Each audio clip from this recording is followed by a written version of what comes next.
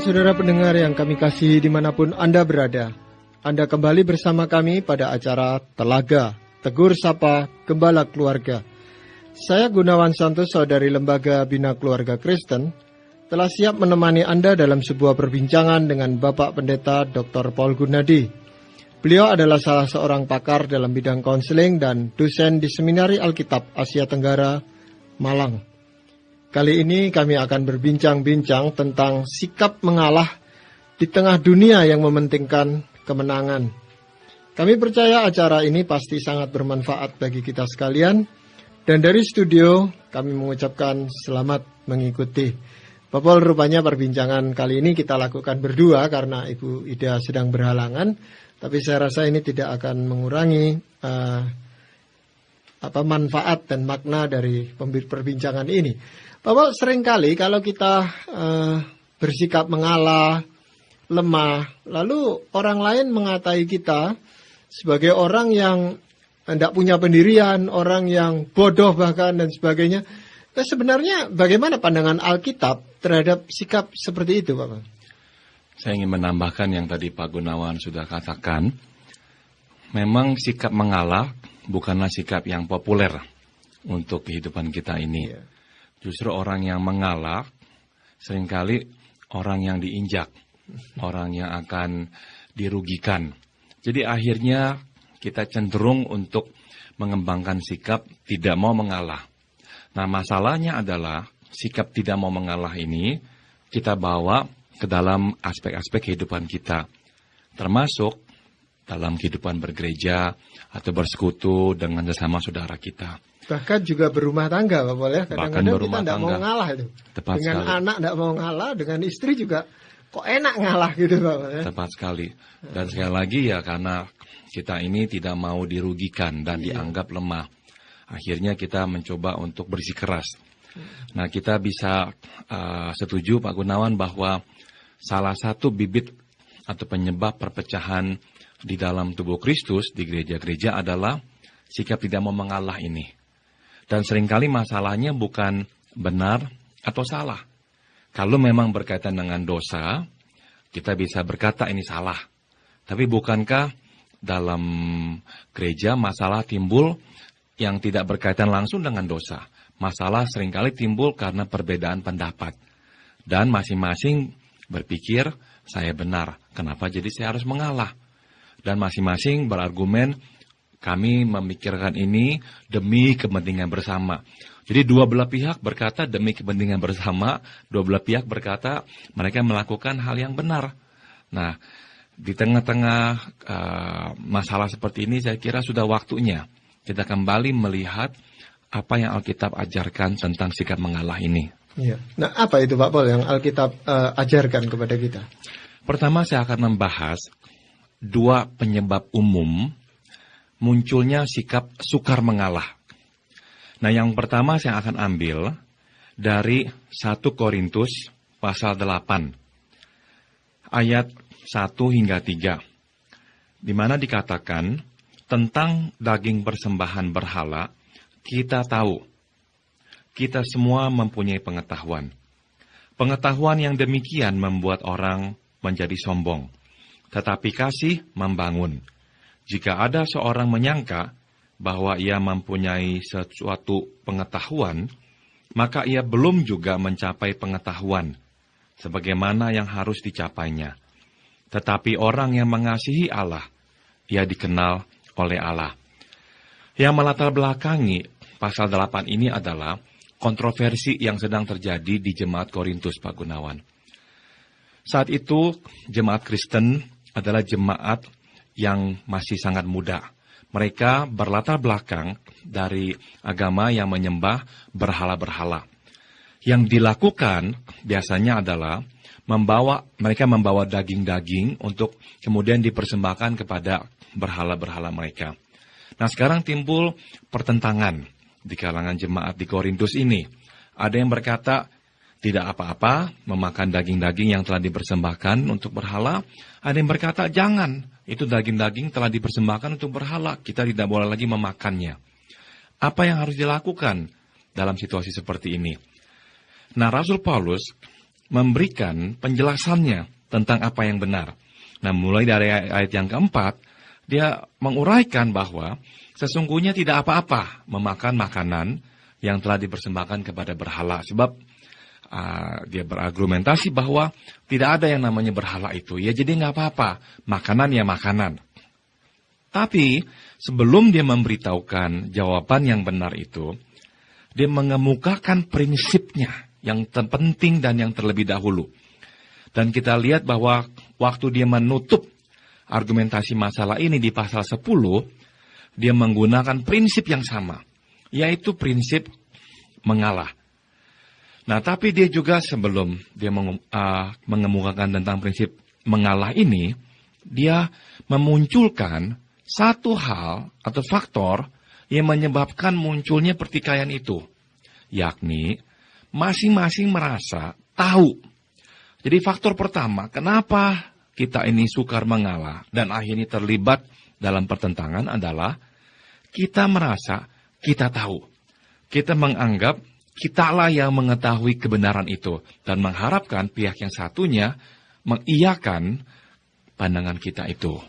Iya. Jadi sekalipun sebenarnya orang itu tahu sesuatu atau tahu lebih banyak, kan dia tidak perlu sombong gitu Pak Paul ya sebenarnya.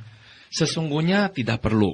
Tapi Paulus di sini memberi kita satu keterangan yang penting, yakni sifat dasar pengetahuan adalah sombong. Artinya, kalau tidak hati-hati, pengetahuan mudah sekali membuat orang sombong. Kata yang digunakan untuk menjelaskan sombong adalah kata yang sebetulnya berarti berkembang menjadi besar atau menggelembung atau membesar, membengkak. Jadi, dengan kata lain, pengetahuan cenderung membuat orang merasa besar. Nah, ini yang diidentikan akhirnya diterjemahkan dengan kata sombong. Sebab memang itu dia yang terjadi. Kalau kita merasa tahu, kita merasa diri besar. Dan ini makin menyulitkan kita untuk mengalah.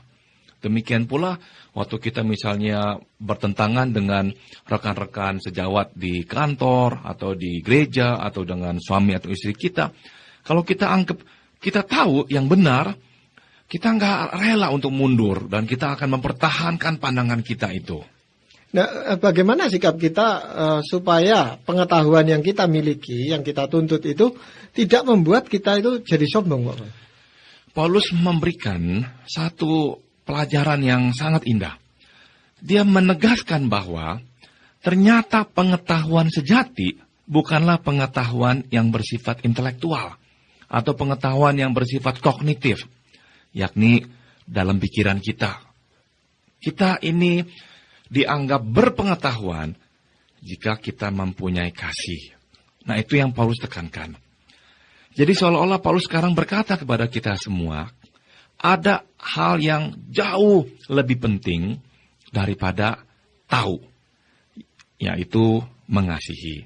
Maka dia berkata, pengetahuan membuat orang sombong, tapi cinta kasih membangun orang lain. Artinya, kalau kita datang atau berangkat dengan keyakinan kita tahu dan orang harus tunduk pada kita, enggak akan membuat orang itu dibangunkan, dihargai. Justru akan membuat orang dilecehkan dan diremehkan. Jadi Paulus berkata, datanglah kepada orang dengan sikap mengasihi.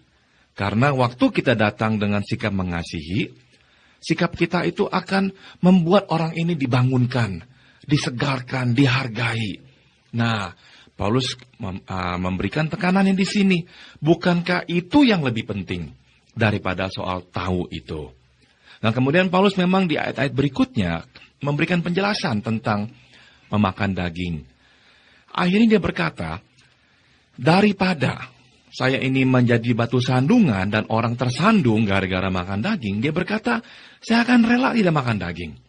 Atau kalau saya boleh terjemahkan dengan lebih bebas, seakan-akan Paulus berkata, kalau gara-gara soal makan daging ini, kita jadi ribut, saya rela berkorban, gak makan daging lagi. Nah, meskipun makan daging tidak salah. Yang sebetulnya kurang informasi adalah pihak yang satunya. Tapi di sini Paulus menekankan prinsip mengasihi.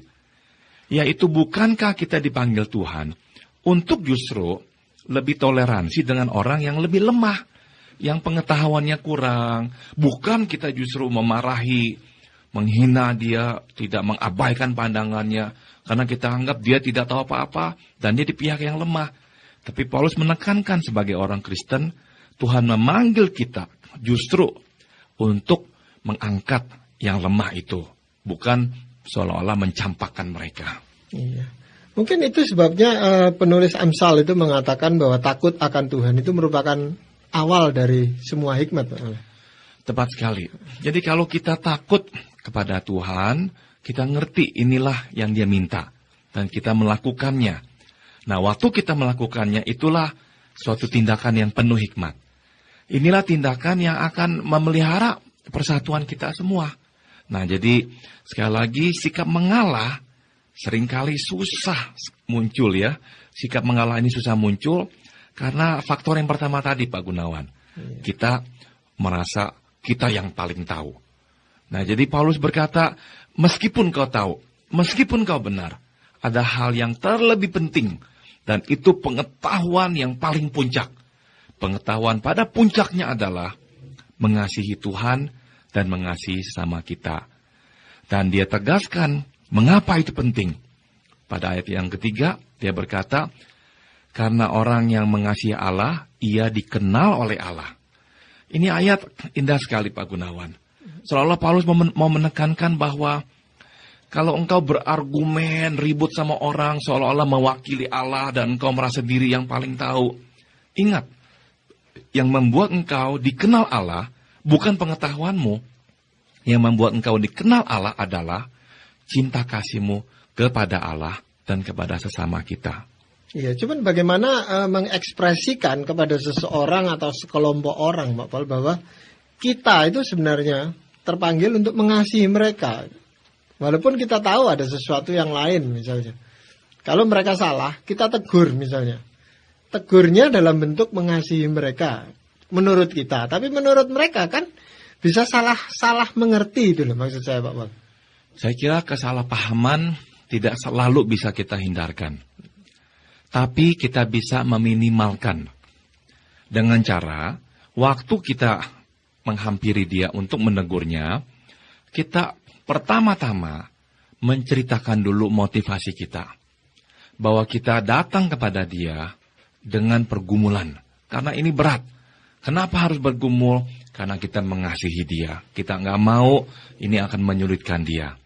Tapi karena kita mau juga menaati Tuhan dan membangun dia, maka ini yang kita lakukan. Jadi saya kira tindakan itu bisa meminimalkan. Hal yang lain yang menjadi penyebab sukarnya kita mengalah itu apa, Pak? Yang berikutnya adalah kita merasa diri berhak. Nah, ini dibahas oleh Rasul Paulus di 1 Korintus pasal 9 ayat 14 dan 15. Demikian pula Tuhan telah menetapkan bahwa mereka yang memberitakan Injil harus hidup dari pemberitaan Injil itu. Tetapi aku tidak pernah mempergunakan satu pun dari hak-hak itu. Aku tidak menulis semuanya ini, supaya aku pun diperlakukan juga demikian. Sebab aku lebih suka mati daripada ... Sungguh kemegahanku tidak dapat ditiadakan siapapun juga. Setelah Paulus membahas tentang makanan yang telah dipersembahkan kepada berhala dan menjelaskan sikap yang harus mereka miliki, Paulus di sini memberikan contoh pribadinya. Dan dia mengutarakan bahwa dia itu berhak menerima imbalan, menerima bantuan keuangan dari jemaat di Korintus. Karena bukankah dia yang memelihara kehidupan rohani mereka. Tapi Paulus di sini kemudian menegaskan bahwa dia memilih untuk tidak menerima bantuan keuangan dari jemaat di Korintus.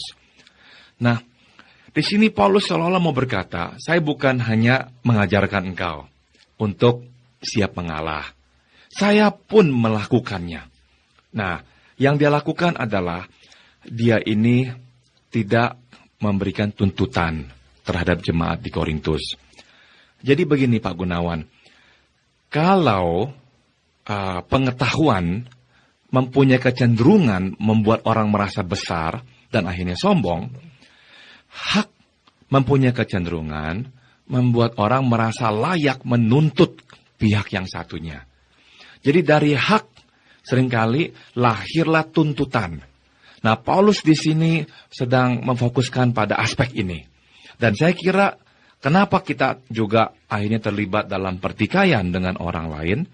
Karena kita merasa kita berhak. Contoh misalnya dalam konteks jemaat dan sebagainya. Bukankah orang yang merasa lebih senior akan menuntut yang lainnya yang lebih muda darinya, menghormati dan mengedepankan dia? Atau misalnya seorang suami yang menganggap dia kepala keluarga, menuntut istrinya mematuhi dia secara membabi buta dalam segala hal. Nah, dalam hal-hal seperti itulah akhirnya merasa diri berhak membuat kita ini susah mengalah dan memperpanjang masalah. Iya, tapi memang kadang-kadang kalau kita tidak memberitahukan hak kita, orang itu jadi cenderung tidak menghargai itu loh Pak Paul. Seolah-olah memang kita ya sudah seharusnya melakukan itu. Paulus memberitahukan kepada jemaat Korintus akan hak dia. Jadi Paulus di sini tidak langsung menghapuskan haknya. Dia memberikan suatu keterangan yang memang benar kepada jemaat Korintus. Aku mempunyai hak untuk mendapatkan dukungan dari engkau. Nah, setelah dia mengatakan yang benar itu, baru dia mengemukakan bagian berikutnya yang lebih penting, yaitu ternyata hak yang paling agung ialah bukannya hak menuntut untuk memperoleh, tapi untuk melepaskan. Dengan kata lain, hak melahirkan tuntutan untuk memperoleh sesuatu. Nah, Paulus di sini mengemukakan bahwa justru hak orang Kristen yang lebih agung lagi adalah melepaskan hak itu. Bukannya memperoleh, justru rela untuk melepaskan yang seharusnya kita peroleh. Nah, di sini penjelasan Paulus sejajar dengan yang dia kemukakan tentang Tuhan Yesus waktu datang ke dunia ini, yang ditulis di Filipi pasal 2 ayat 5 hingga 11. Meskipun dia di sorga, tapi tidak menganggap kesetaraan dengan Allah sesuatu yang harus dipertahankan. Dengan kata lain, Tuhan Yesus tidak beranggapan hak saya lah untuk berada di sorga terus-menerus. Jadi tidak mau turun ke bumi menjadi manusia. Tidak. Dia menanggalkan haknya dan dicatat dia menjadi seorang hamba. Akhirnya sampai mati di kayu salib. Jadi dengan kata lain, justru Paulus mau menegaskan, hak yang paling agung adalah melepaskan hak untuk memperoleh itu. Iya. Tapi bagaimana itu Pak Paul? Orang bisa mempunyai konsep seperti itu. Konsep seperti Rasul Paulus yang tidak mementingkan haknya, malah melepaskan haknya untuk kepentingan orang lain dan untuk kemuliaan Tuhan pasti. Nah, Paulus di sini memberikan alasannya. Dan alasannya tercatat di 1 Korintus 9 ayat 23. Di mana tertulis, segala sesuatu ini aku lakukan karena Injil, supaya aku mendapat bagian dalamnya. Dengan kata lain, kenapa Paulus melepaskan haknya? Sebab dia tahu pekerjaan Tuhan harus terlaksana. Gara-gara hak, mempertahankan hak, menuntut untuk memperoleh yang kita rasa kita berhak, pekerjaan Tuhan terhadang. Nah, kalau kita tilik ya keadaan kita, misalkan di gereja, bukankah itu yang seringkali kita saksikan juga Pak Gunawan? Bukankah pekerjaan Tuhan acap kali terhadang oleh kita-kita yang terlalu mementingkan hak untuk memperoleh sesuatu? Contoh yang paling gampang, pemilihan pengurus. Sebetulnya seseorang tidak begitu cocok menduduki tempat tertentu. Tapi ya kita tahu dia akan tersinggung kalau tidak kita berikan suatu jabatan. Ya ulahlah, kita berikan dia jabatan tersebut. Dia bukannya menjadi berkat, malah menjadi penyusah bagi pekerjaan Tuhan. Sehingga akhirnya orang hendak melakukan sesuatu tidak bisa karena dia menghalangi. Atau ada hal-hal yang seperti itu juga. Seseorang karena merasa ini hak dia harus mendapatkannya, dia menuntut untuk memperolehnya, akhirnya dia dapatkan. Tapi pekerjaan Tuhan yang seharusnya terlaksana dengan lebih lancar, malah terhalangi. Jadi kita melihat contoh seperti ini dalam kehidupan kita, dan saya kira cukup banyak, baik di jemaat ataupun di tempat pekerjaan, bahkan kadang-kadang di rumah tangga pula. Ya, masalahnya adalah bagaimana melatih diri atau mempersiapkan diri menghadapi orang yang punya persepsi yang keliru terhadap kita, yang kalau kita mau mencoba mengasihi, mau mencoba memberikan hak kita kepada mereka, itu bagaimana Pak Paul? Kita bisa menunjukkan siapa kita, bahwa kita adalah orang yang mengerti hak kita, bahwa kita adalah orang yang tahu apa yang bisa kita berikan dan apa yang seharusnya kita terima. Namun, waktu terjadi benturan, kita berkata, daripada ini menghalangi pekerjaan Tuhan, daripada masalah akhirnya larut-larut, udah saya mengalah. Nah, saya kira waktu orang melihat sikap kita seperti itu, orang juga bisa menghargai kita. Nah, berbeda dengan kalau dari awal kita ini ikut saja. Kita berkata kepada rekan kita, pokoknya yang engkau putuskan apa, aku hanya mengikuti. Nah, sikap seperti itu nggak akan membuahkan respek dari orang terhadap kita. Karena kita nggak mengutarakan pendirian kita. Jadi saya kira ada tempatnya mengutarakan pendirian kita. Dan ini yang Paulus lakukan. Dan waktu dia mengutarakan pendapatnya, dia mengutarakannya dengan tegas, dengan jelas. Jadi kita juga bisa mencontoh apa yang Paulus lakukan. Kita memberikan pandangan kita, prinsip kita dengan jelas. Jadi orang mengerti, kita bukanlah orang yang pelin-pelan. Dan kalau misalnya perlu, kita mencoba juga berusaha meyakinkan orang-orang akan apa yang kita sedang katakan ini. Jadi ada tempatnya meyakinkan orang. Namun waktu kita melihat tidak bisa, dan rasanya kok akan berakhir dengan pertikaian yang akan merugikan lebih banyak pihak. Dan kita tahu ini lebih banyak dampak negatifnya kalau sampai terjadi. Akhirnya kita berkata, demi menjaga keutuhan, saya kira saya akan mengalah. Nah, saya kira tindakan seperti itu biasanya ya akan mengundang respek orang terhadap kita. Bukan malah orang mencibir kita kok tidak berprinsip. Ya. Tapi ketika kita mengutarakan pandangan-pandangan kita dan mulai dipahami oleh sebagian orang, lalu kita mengatakan mengalah, orang-orang yang sudah mulai mengerti ini mengatakan, kenapa you tidak mau teruskan untuk terus fight gitu Pak Paul? Kenapa you pilih yang melarikan diri, yang flight gitu? Nah, saya kira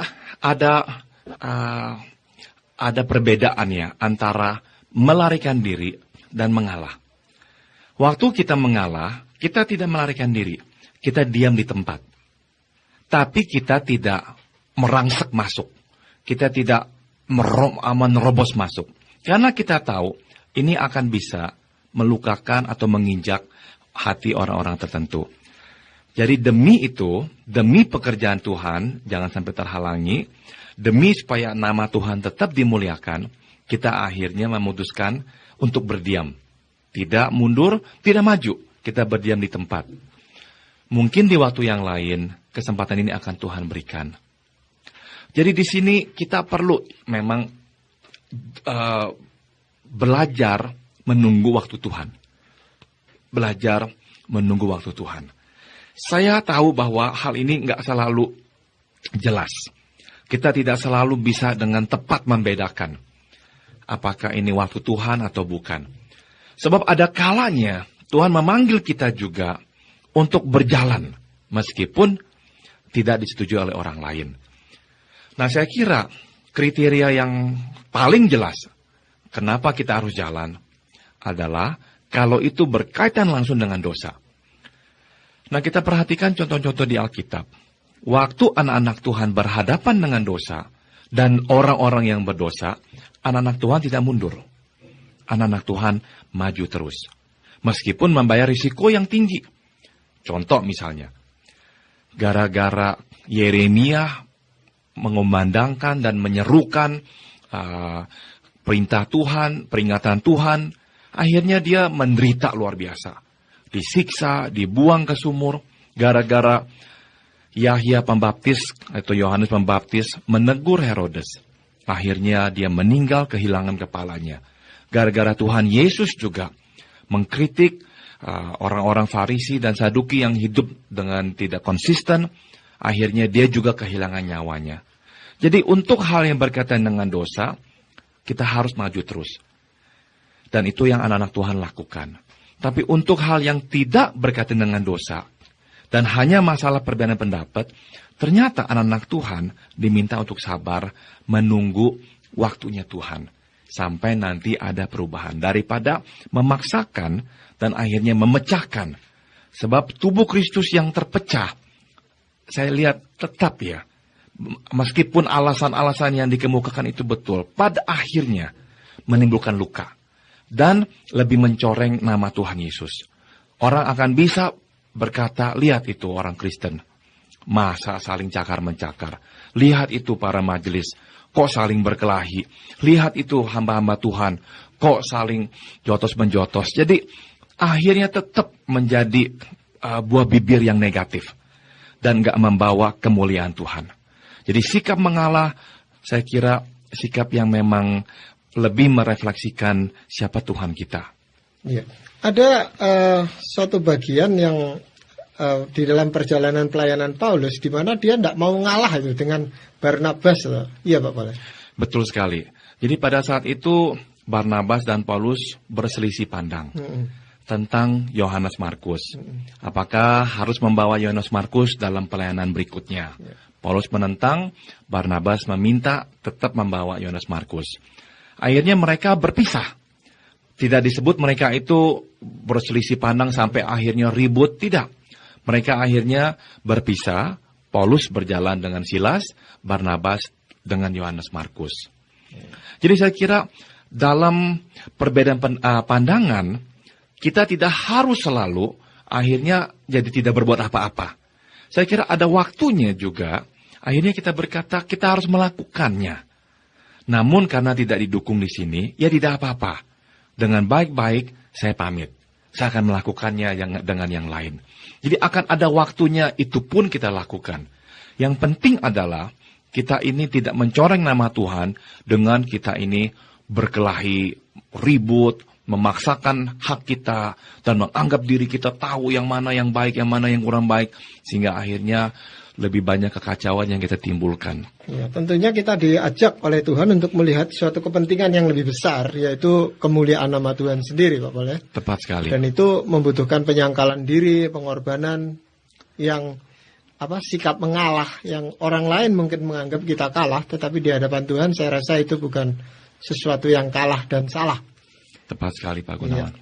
Jadi demikianlah tadi saudara-saudara pendengar yang kami kasihi, Anda baru saja mengikuti perbincangan saya dengan Bapak Pendeta Dr. Paul Gunadi dalam acara Telaga, Tegur Sapa Gembala Keluarga.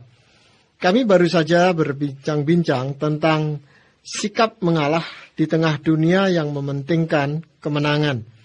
Bagi Anda yang berminat untuk mengetahui lebih lanjut mengenai acara ini, kami persilakan Anda menghubungi kami lewat surat.